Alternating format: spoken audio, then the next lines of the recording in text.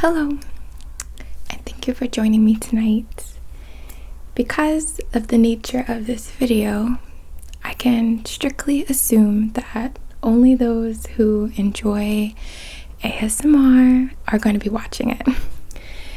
I was tagged by at least one person that I know of to do the 25 ASMR questions, and because I would like to be part of the community and I am grateful to be included, I'm going to make this little video for you guys. So I have to look it up on my phone to see where the questions. Sorry. I go back and forth between Android and an iPad, and I'm always like a little confused as to where things are in those, screens. Alright, so I'm gonna mispronounce who tagged me. I know his name is Michael. TirarA. I'm dyslexic and I often mispronounce things even if I've heard them 100 times, and this is one of those times. So first let me have a sip of this extremely hot drink that I got. This is my first official hot bevy of the fall besides coffee.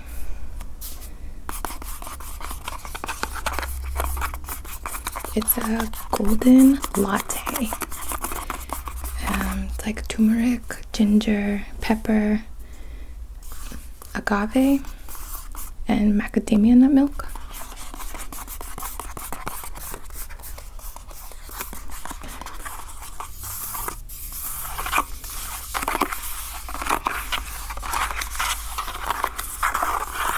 I have a little ritual when I come into the office to go get a drink at the local spot, which in this case is the place called Fab Cup on Forest Avenue.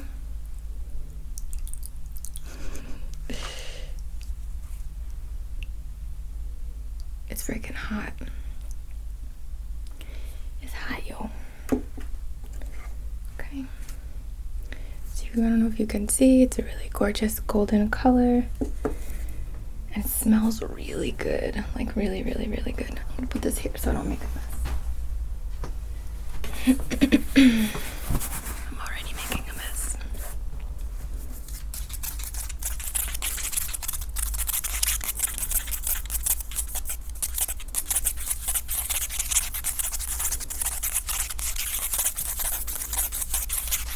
If any of you are from Staten Island and you've been to Fab Cup, I don't know, drop me a coffee emoji or something. Okay, so let's get into the questions. When was the first time that I experienced ASMR? I can't remember, but I know that it was something I experienced in person, certainly when I was maybe in like first grade. My music teacher was writing something on the board, and there was like an older girl that came in who was just kind of walking through, because we were in the multi-purpose room, and you have to kind of like pass through that room to get to like the other areas. And I think she was like 6th grade, but she looked like really much older than me, and she just kind of like came in while my teacher was writing something and said something. So it was a combination of chalk on a chalkboard paired with this girl's like soft voice. Oh my god, kind of sad. I think that she was murdered actually. Holy shit, I didn't even realize that. Damn. R.I.P. That's horrible. Her boyfriend murdered her. Wow, that got dark. Sorry, guys. Alright, so after that, Bob Ross, even QVC kind of things always gave me ASMR. My mom really liked that feeling. She would watch stuff like that. So although she didn't live to experience the ASMR niche or community on YouTube, I know that she'd be really, really, really, really, really into it. When was the first time I watched ASMR on YouTube? I think I've said this before, but when I was pregnant, I was purchasing on iTunes hypnobirthing meditations. I really wanted a natural birth. I don't know why now that I've experienced it. It's worth it, but it's like, holy crap. And they were kind of expensive, you know. I want to say it was like around $20 for like one guided meditation. And I was like, oh my God, I can't be spending like all this money on these meditations over and over again. So it's like, why don't I just go to YouTube and see what they have? And the hypno stuff kind of led to other relaxation forms, which led me to the ASMR community. And I remember being very, very, very embarrassed watching it. Like, you would think I was watching something really naughty the way I closed down whatever it was, or like switched it. So yeah, that was then. So I'd say that was like 7 years ago, because my son is now 6 and I watched it while I was pregnant. Okay, what's your favorite unintentional ASMR video? I can't really think of that right now, specifically like from an artist, but I used to watch like I was a night owl. I always didn't get very good sleep even when I was very young, and I had a TV in my room at a very young age. And I remember watching like QVC kind of stuff, or even like those infomercials, and I would kind of get relaxed by it. So I'd say that while those certainly wouldn't be my actually totally scratch all that, because that wouldn't be my favorite, but it was what came to mind as unintentional. But my favorite unintentional ASMR is like raver light shows. I know I've said this before, but there's one called Gummy Bunny Light Show, and if you check that out on YouTube, you'll find what I'm talking about. And I would watch that over and over and over again, even before I found the ASMR community, because it gave me such like relaxed vibes. So tell me what you think. Name the last 5 ASMR artists that you watched.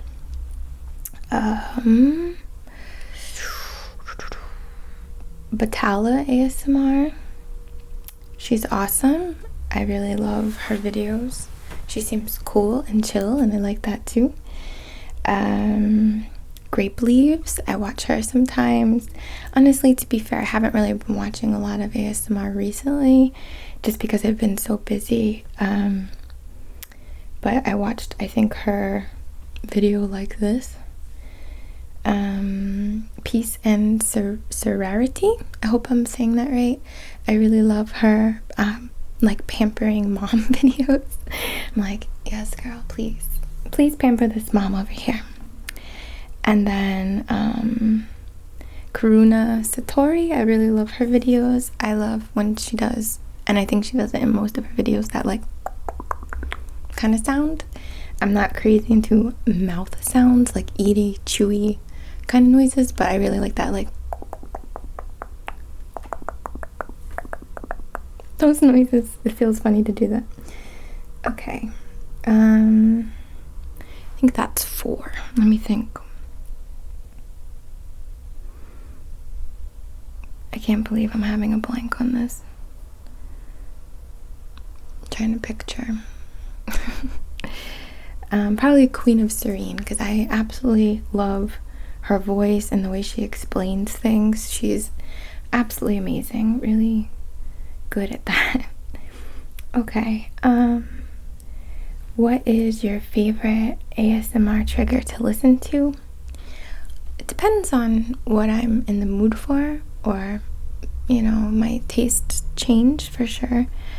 I really like fast triggers for the most part. Nicholas, like his like really fast like scissors or fast plucking sounds, I really like that. Oh, there's a dog barking. Hey dude, what's up? And like finger sounds, like the finger flutter sounds, I like those. What's my least favorite trigger to listen to? I don't like really, really, really soft whispering, like super close in my ear. It like kind of freaks me out. Sorry for that puppy. What's up, dude?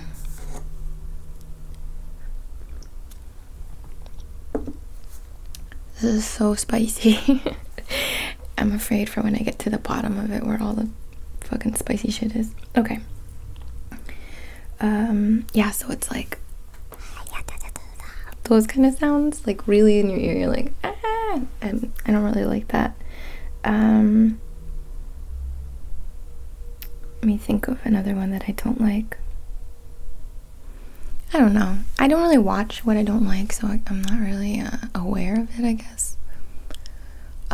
Like chewing on microphones, I can't do it because I don't have like earbuds, but that kind of freaks me out too. It's a bit intense for me. And like slobbery sounds. I'm not really into slobbering.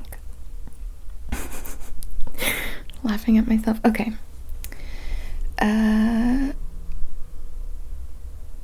Do you use ASMR to relax or fall asleep? I use it to relax because I don't typically fall asleep well when I have a screen on. There's some primal urge to continue watching the fire or watching the screen or whatever. So I typically put it on when I want to calm down or relax. Relax. What is your bedtime routine?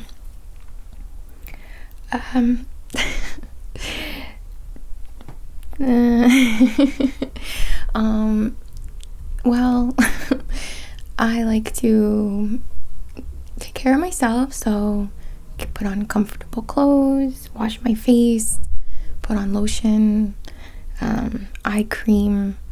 If I want to set my hair, I'll set my hair in braids or whatever. But then when I'm going to bed, typically that's like the time me and my partner will get to hang out the most. So we use it to like smoke a bowl. I have to be authentic. Smoke a bowl, watch something like Adventure Time or a show, a movie, something, and just kind of like unwind and chat together, make each other laugh, and then be like, okay, it's time for bed. We have to get up early. Let's go to bed. So that's typically what it is. That's kind of like our time together to hang out, and that's what our relationship is based on, us hanging out. So that's usually part of my bedtime routine. What is your favorite trigger to do? Do it. Okay. There's a siren going by. I'll edit that out for you. I just walked to get this drink, as you know, and it's misty, raining outside, and there's a ton of construction on the street. Like, they're tearing up a sidewalk on one side. On the other side, they're like redoing the wires, like the cables. Ooh. Sorry for slurping, it's really hot. My favorite trigger to do is typically use the selenite wand. I just love the way it sounds. I don't even know if you would call this a trigger, but it relaxes me. And I really like kind of moving things around the microphone. It's not exactly ear to ear, but I think it gives a bit of dimension. like encompassing.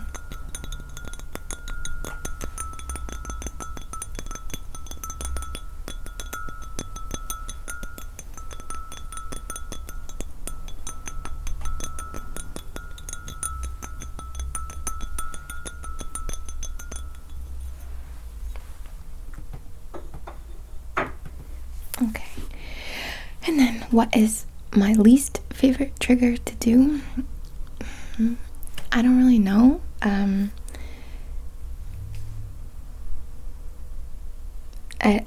can't really answer that question. I'm sorry. I guess I don't mind whispering, but again, that like super, super quiet, like really soft whisper. But it's not like it bothers me to do it. I just don't do it. I guess my least favorite trigger to do is anything that resonates as not being authentic to, you know, my taste or my personal style, or like the freaking theme that we kind of have on this channel of energy or anything like that.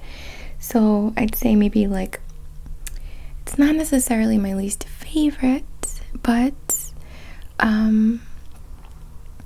feeling obligated in some way to include something in, like, I don't do sponsored videos very much, so if I do and I have to like figure out how to work it in, I mean, it hasn't been a problem because I would only go with something that fits. But if I feel like I have to make it fit, I would feel awkward about that. I hope that makes sense. Alright. How long does it take for me to make a video? Oh my god. Well, if you count driving, it takes me a half hour to get here. Takes me 20 minutes to set up and do the lights the way I like them, set up all these tripods and stuff and do all that. Sometimes they're already set up. It depends on if I've had a client in my office. If so, then I break down all this stuff. So let's say 30 minutes, 20 minutes to set up all my, you know, in that process also I'm like getting out any tools that I need or setting up things that I'm going to use for the video. And then the actual recording could be anywhere from, I don't know, 20 minutes to, if it's like a private video that I'm making for a client, I've had them be like 2 hours long. So that kind of, I'll just meet in the middle and say 40 minutes, I guess, because that's extreme. I don't usually do 2 hours.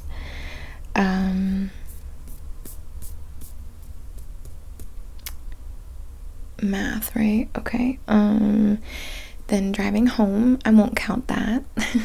So we're at like 1 hour and 10 at least now.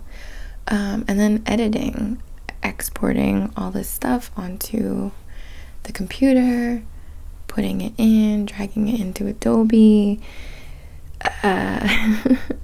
Editing it takes usually a bit longer than the actual video is. So let's say another hour for that, plus an extra 20 minutes to set it all up, so 1 hour and 20 minutes.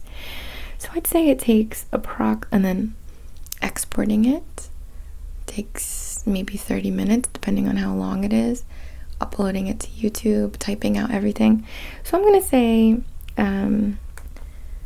it takes me at least 3 hours in total to make a video, and I think that's being very on the low end. If I'm doing one for a client, you know, like if somebody orders a Reiki session video, that can take me up to like 4 hours at least, probably more than that if they're really long. So yeah, and then there's the planning or picking up stuff I want to bring and all that. Okay.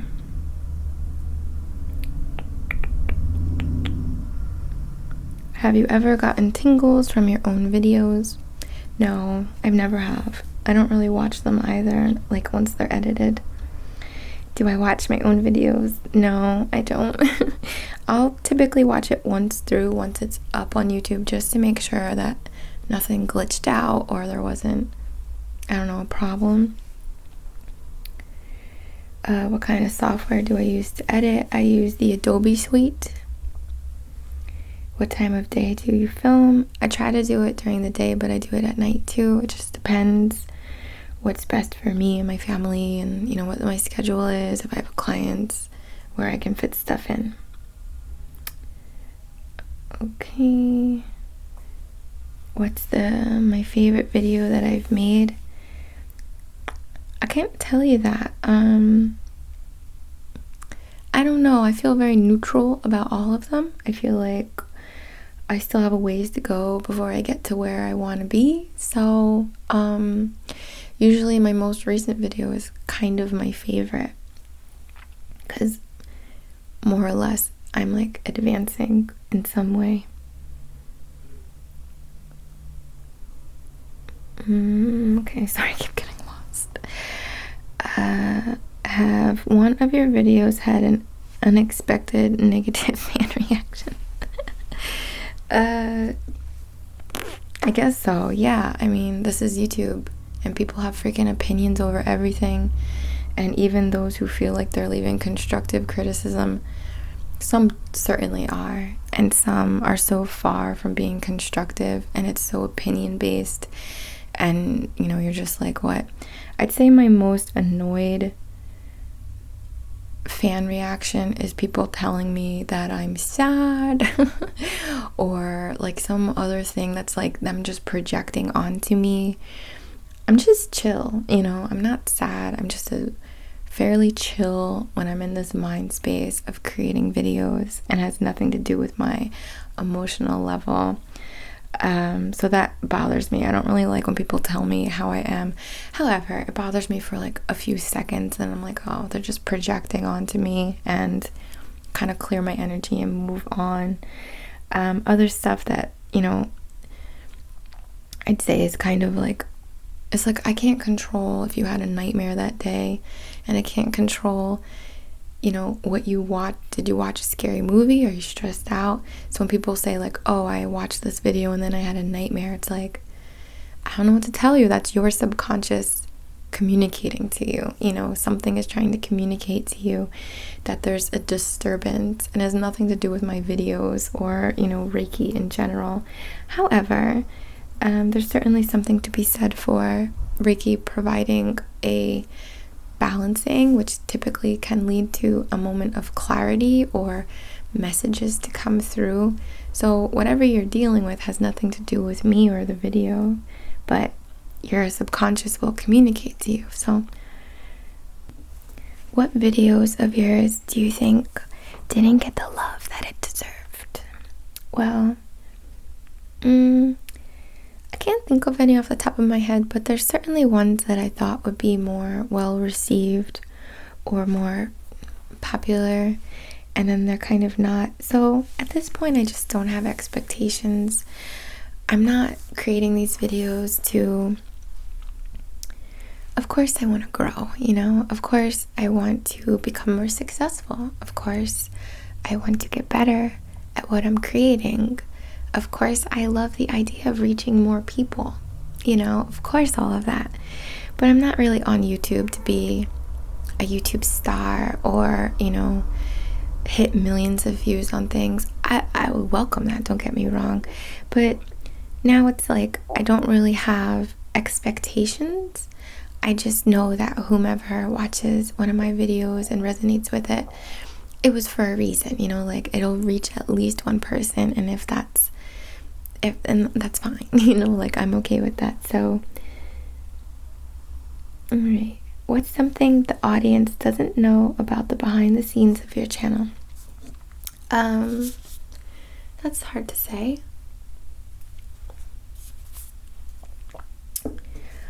The behinds of the scenes, what's something you don't know? Well, I think it's more like people don't know my personality.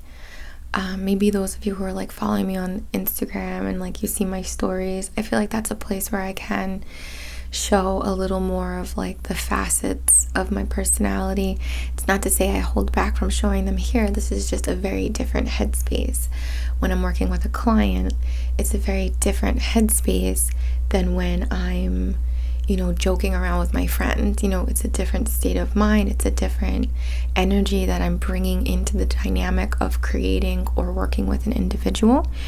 So I think that, a lot of you might not see my goofy side, or might not see my sense of humor, or like different things like that, as well as my own personal struggles, like challenges. I'm not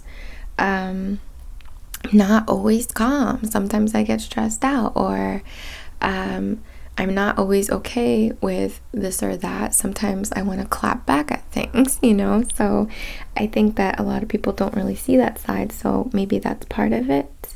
But in terms of the behind the scenes, like, I don't think there's much hiding behind the scenes here on a technical level that you guys don't know about. What's the most absurd request I have received from a fan?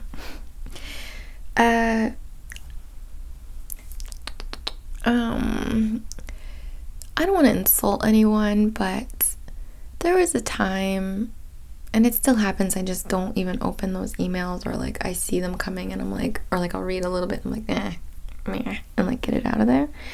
But there's some like creepy people out there, no surprise to you, and they'll tell me, oh, you should wear your hair up, or oh, I like this shirt on you, or like weird things like that are not something that you need to email me about. Like, you really don't need to send a private message about this or that.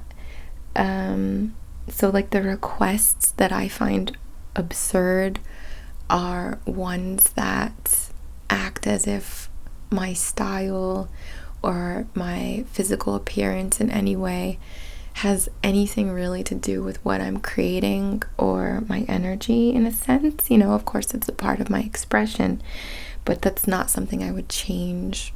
People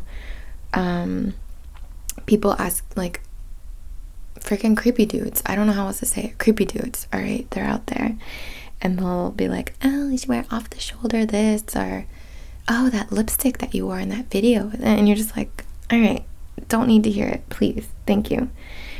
I'm not saying that all men are creepy, or that being like, oh, you looked really good in this video is not a compliment. It certainly is. But when, you're just kind of like reaching out to a YouTuber and like saying something like that, it's like inappropriate. It's okay in a comment though, in some weird way. It's like, I think leaving a comment is a lot more casual. Going into the private realm of a DM or email is just like another space that I personally would rather be for like business inquiries about, my classes, or, something like that. All right. Do your family and friends that know that I make ASMR videos? I don't think they understand ASMR, all of them, but yeah, they know that I do that. I kept it hidden for a while, for sure, because it's weird, and I didn't want anyone to sway what I was doing. But the more I used ASMR as a tool myself, and the more I connected with those of you out there who use it for whatever you use it for, essentially I see it as such a beautiful tool for helping people to kind of get in a chilled out zone. And that is a huge thing. That is an incredibly useful tool for us to utilize if we know it works. And it's like, hey, I can watch 10 minutes of a video and I'm gonna feel a lot more like balanced. And when I'm balanced, I'm much more able to see things that maybe I didn't see before, or relax in some way, or ease up on something, or whatever, just like take a better stance. Sorry, I have like an eyelash in my eye, which to me is like the world needs to be put on pause. Okay, I think I'm okay. Have I ever been recognized in public? No one's ever really like come up to me who recognized me in public and didn't know that I would already be there. So like Oceans, there's someone that I know from YouTube and Instagram who goes by, oh god, I'm gonna mess this up, Ocean and the Waves, or Ocean Waves or something. I'm so sorry, I'm not really good at that stuff. And I said that I was going to be at House of Yes in Brooklyn, and she showed up and we got to talk. Or there was a gentleman, I want to say named Nathaniel, I could be wrong, who came to an expo that I was assisting at and like, you know, said hi to me. So I've certainly had those experiences where I kind of shared where I was going to be and someone knew me from there. But that's about it. Nobody really like is like, oh my god, you're Lune INNATE, just randomly. Okay, getting close to the end here. What inspires my video ideas? My clients, astrology, seasons, things I've witnessed in my meditations, books I'm reading, classes I've taken or am taking. But very often it will be kind of a theme that I seem to witness, whether it be with my clients or myself or friends or whatever, and that will kind of inspire things.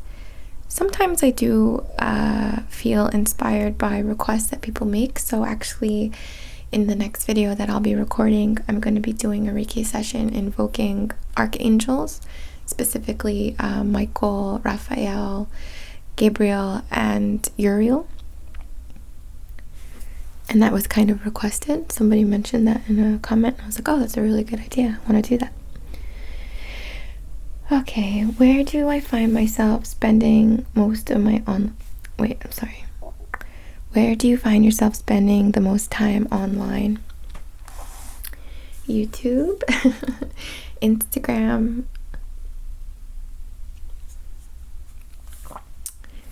targeted ads. I get hit up by like targeted ads and I love shopping.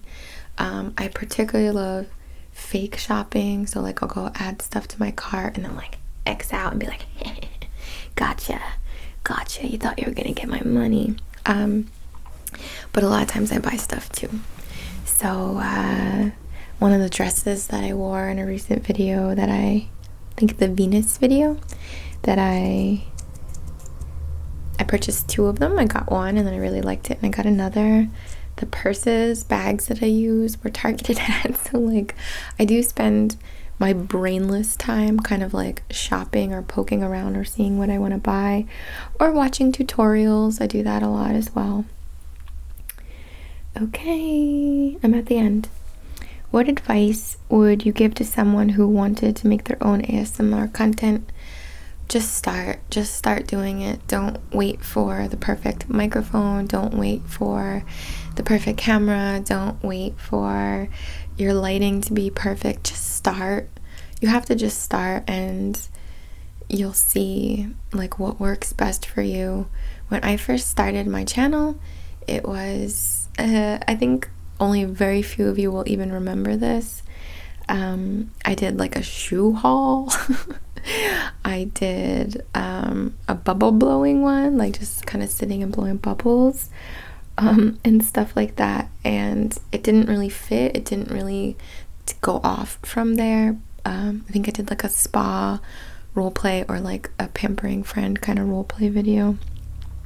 My hair was like super short, and that was an attempt at trying to like give back to the community. So it's okay, I think, to copy in a sense, like, or take direct inspiration from stuff you've seen. So those typical, okay, this is a hand sounds video, or this is a trigger video, like ASMR trigger video, or this is a Reiki role play. You know, I think it's okay to start there and just see what works for you. You might discover, like me, that you have a very specific niche or whatever, like on this platform, which, you know, mine is relaxation, spirituality, kind of out there conversations or whatnot. Whereas yours might be leaning one way or another into something a bit more specific as well. So I think it's good to be general as an ASMR channel, but it's okay to be very specific, and that's okay, you know. Repeating myself, sorry. But just get started. Just try. Ask for feedback. And be prepared that, like, you cannot please everyone. Some people hate tapping. Some people love it. Some people want to hear you talk. And some people want no talking. Like, there's just nothing you can do. There is limitless content on YouTube. So while I think it's helpful to, you know, I don't want to say cater to people, but keep in mind, like, oh, you know what? Like, I've done no talking videos, or I've done no tapping videos. I freaking love tapping, and I love the sound of it, and I use so many tools that really work well with tapping, so I do it a lot. But I try once in a while to throw out some ones that are just like, I hear you. I'm sorry I can't make everyone happy. Here's what I can do for you for this one. But, you know, you're just not going to please everyone, so just keep that in mind. Do what you like, and remember that you can go into the back end of your creator studio and block stuff that you don't want. So I'll be the first to admit, like, I will block stuff. I don't want to hear derogatory words. I don't want a lot of cursing in my comments. I consider my comments to be an extension of this channel, and I don't want it to be full of hate. Do I go and delete stuff? Like, yeah, I'll delete stuff that is hate or fear-based, because this is a sacred space and I am allowed to do that. I'm allowed to control that. Do I delete constructive criticism?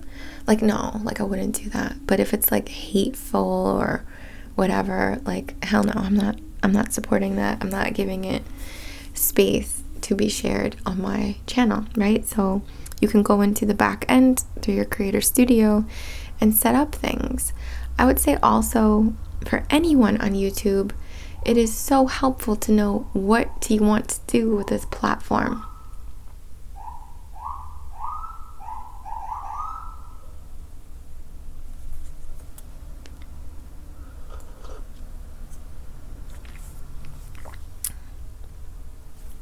Sorry, there's a lot of sirens going by, but I would say to any individual either already on YouTube or considering starting something, it's really helpful to know that there's a chance YouTube won't last forever. You know, there's a chance that, you know, you might have been making money off AdSense and then it goes away. So what is the point of your channel? What is the point of having a platform? How can you utilize your platform to serve you? Now, when I started my channel, it was not about marketing. It was not about marketing, but it has turned into a form of marketing just by virtue of me placing my website in the description of each video. So if someone does want to work with me, they can. I'm not creating this content as a means to, like, I don't know, get people to pay me or work with me or anything like that. However, since this is what I do, you know, as a spiritual consultant, healer type, Reiki attuner, Reiki teacher, Shamanic Apprentice, this is my work, so I'm going to share my work. So I think it's helpful to have something that you want to direct people to, because if people want to support you or they really like you, they're going to want to work with you. So if you've written a book, if you have t-shirts, if you are an artist, if you do something like I do, if you make jewelry, if you make music or anything, have an opportunity for people to support you in a way or work with you in a way that is already kind of established for you. I think this is where, you know, like, merch comes in for a lot of YouTubers. My son loves guava juice, and guava juice has these boxes, and my son is obsessed with them. Like, that's smart, you know, that's merch. But I think that we can grow a lot more beyond merch, beyond t-shirts or whatever. So remember that you're creating a platform here that can be very utilized. Do you want to take it into like doing a lot of sponsored videos? Like, no shame in that, go ahead. But if there's something that means more to you, maybe you want to set yourself up so the platform supports that, or it can be utilized for that. I hope that makes sense. So that's about it. I hope that you guys got something out of this. Specifically, if you are considering a channel or anything, it's very helpful to know that this is just a piece of the puzzle for you. I'm not saying that people can't, be very, very, very successful off just YouTube. You absolutely can. But I think that it's helpful to think a bit more entrepreneurially and know that there's more that you can use this for. And I also think it's a little dangerous to, or risky, not dangerous, a little risky to have all our eggs in one basket ever. So, oh my gosh, not to plug, but here, this is a great opportunity for me to do exactly what I just said. On my Patreon, I've created a tier, or I've done some adjusting. And now the $5 tier is one that if, you sign up for that monthly, you'll get a free, you get access to Patreon only video once per month, one new video per month at least to start.